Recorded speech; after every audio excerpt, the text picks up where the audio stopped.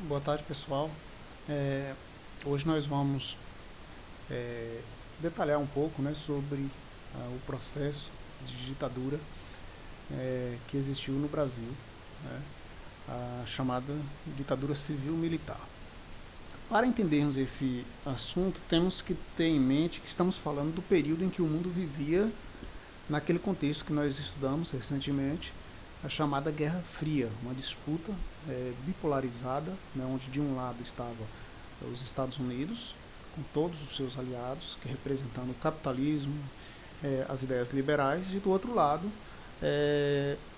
as ideias socialistas, né, que era representado pela União das Repúblicas Socialistas Soviéticas, né, a Rússia como a principal líder nesse campo. E aí, primeiro, vamos começar falando aqui sobre a influência que, dentro dessa bipolarização ideológica, os Estados Unidos buscou uma influência na América Latina para evitar, né, o surgimento de países socialistas nessa região. Então, primeiro a gente tem que ver o Brasil inserido nesse contexto, né? Então, no contexto de bipolarização ideológica da Guerra Fria, entre os anos de 1960 e 1980, buscando havia essa disputa em todos os países entre ideias capitalistas e ideias socialistas. Com a ajuda dos Estados Unidos, nós vamos ver aqui que os militares de diversos países acabaram dando um golpe dentro dos seus países, né, e assumindo o poder, né, e aí entre os anos de 1960 e 1980, muitos países da América Latina viveram sob ditaduras, né? E aí a instituição desses governos repressores, né, toda ditadura são governos repressores, elas eram justificadas, né, o apoio americano a esses governos repressores era justificado pela ideia de que a democracia, o sistema democrático não era capaz de conter a ameaça comunista que havia proposta pela Rússia, né, onde queria implantar o socialismo, o comunismo em várias partes do mundo. Então, qual era a ideia? Um modelo democrático não seria capaz de segurar, de conter esse avanço comunista. E aí, por isso, era necessário um governo autoritário, né, que pela força evitasse a instalação de regimes comunistas, socialistas na América Latina. E aí é nessa perspectiva que os regimes militares latino-americanos eles foram amplamente apoiados pelos Estados Unidos. Então, isso para entender esse período a gente tem que ter muito claro isso, né, que os Estados Unidos representando o capitalismo, o liberalismo, para evitar a instalação de regimes socialistas na América Latina, acabou por incentivar, apoiar, né, ajudar os militares nesses países através da força a evitar a instalação desses regimes.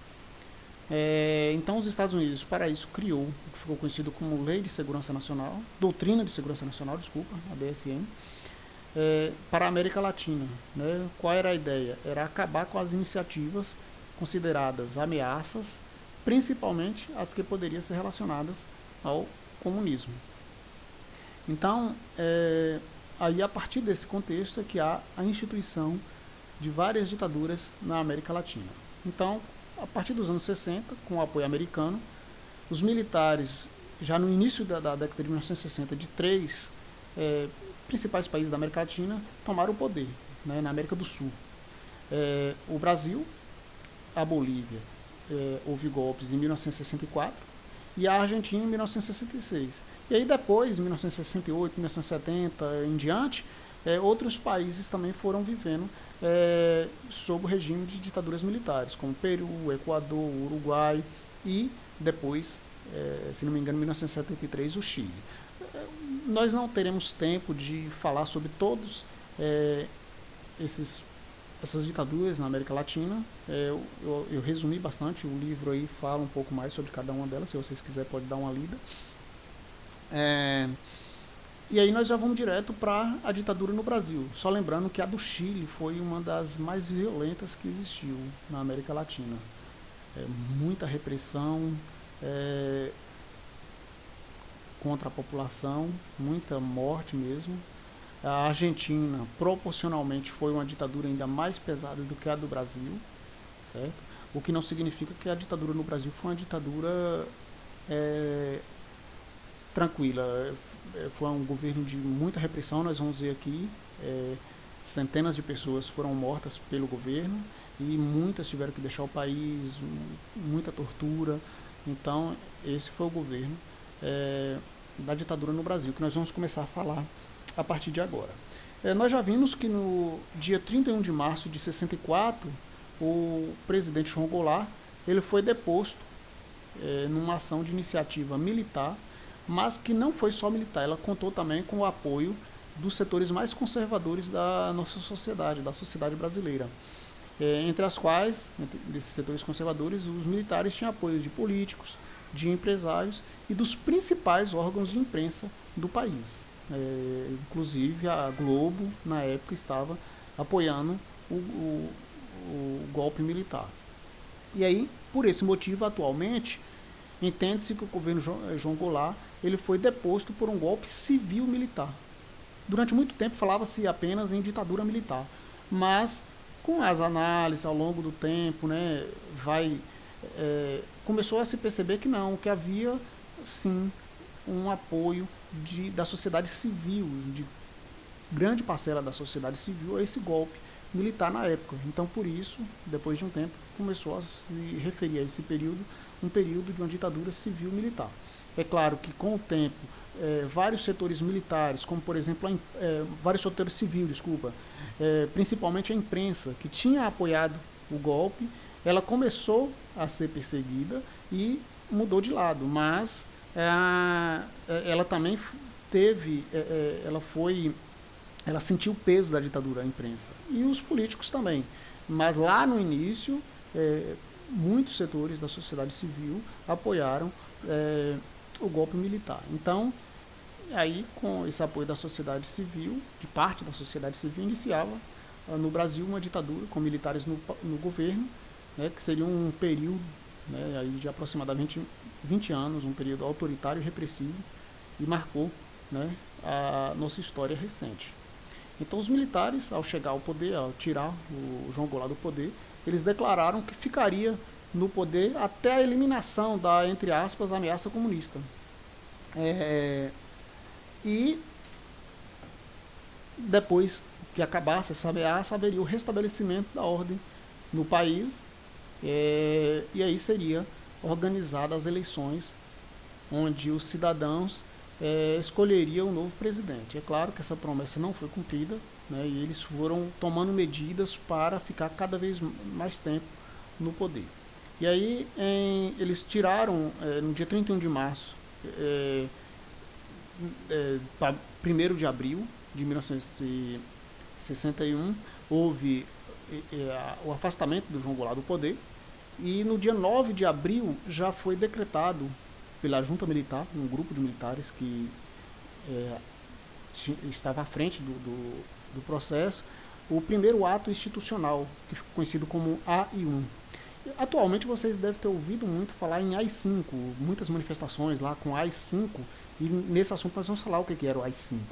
Aí, em 1964, os militares já decretam o primeiro AI-1. É AI-5 porque teve 4 antes dele. São atos institucionais, decreto-leis. Decretos-leis, né? Então, em 1964, teve o primeiro, que era o AI-1. O que é e aí, está aqui dizendo, que foi o primeiro de uma série de decretos, ou seja, viria outros depois. O que fazia esses decretos? Eles facilitavam a tomada de decisão pelos militares, uma vez que a maioria dessas decisões deles eram contrárias à Constituição que era vigente na época, era contra a Constituição. Então, aí eles, fora da Constituição, eles instituíram esses atos, ou seja, um processo que é mesmo de governo autoritário. No governo democrático jamais pode haver um decreto-lei que contraria a Constituição. Aí o que fala esse primeiro? Qual é o poder que dá esse primeiro ato, o ato institucional número 1? O governo poderia cassar o mandato de parlamentares, prefeitos e governadores, e suspendeu os direitos políticos de qualquer cidadão brasileiro.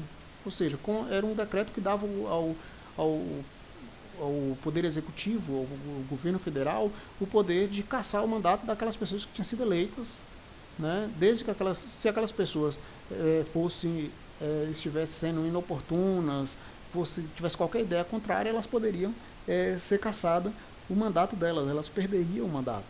Além de autorizar o presidente a decretar estado de sítio sem ter que ouvir ou sem ter que aprovação do Congresso. Porque o estado de sítio, que é um estado de exceção onde o governo pode tomar uma série de medidas autoritárias, dependendo da situação vivida no país, numa democracia tem que ter o apoio do Congresso, tem que ser aprovado pelo Congresso Nacional. O ato institucional número 1, ele retirava essa necessidade de apoio do Congresso. E aí, ou seja, dava ao presidente poderes quase que absolutos. E aí, assim, começa os primeiros anos do regime, né? Ali no dia 15 de abril de 1964, o Humberto de Alencar Castelo Branco, que ficou com esse, se você vai estudar, vai sempre história, vai estar sempre sendo referido a ele como Marechal Castelo Branco. Ele assumiu a presidência em 15 de abril de 1964. O primeiro ato dele foi criar o Serviço Nacional de Informação, que é um grupo de pessoas ali para investigar a situação política do país e coletar dados dos suspeitos de subversão, ou seja, passava a espionar a população. O objetivo desse serviço de espionagem era desarticular os oposicionistas, aquelas pessoas que faziam oposição ao governo, sob o argumento de combater a ameaça comunista. Ou seja, para combater a ameaça comunista é válido você espionar a população, coisas que num Estado democrático não existiria. Aí, eles são, nesse momento, o Castelo Branco ele vai tomar algumas medidas no campo da economia. Por exemplo, o governo ele procura reduzir o déficit das contas públicas por meio dos subsídios a produtos básicos, ou seja, eles vão cortar os subsídios aos produtos básicos, o que vai encarecer o custo de vida, né? Vai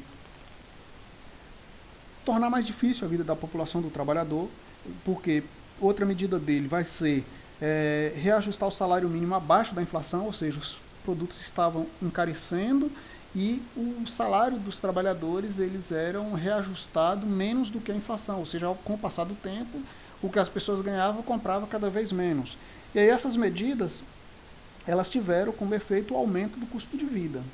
E aí, no contexto da Guerra Fria, o Brasil vai se aliar diretamente aos Estados Unidos, romper relações diplomáticas com Cuba em 1964, que tinha se tornado um regime socialista próximo da União Soviética, e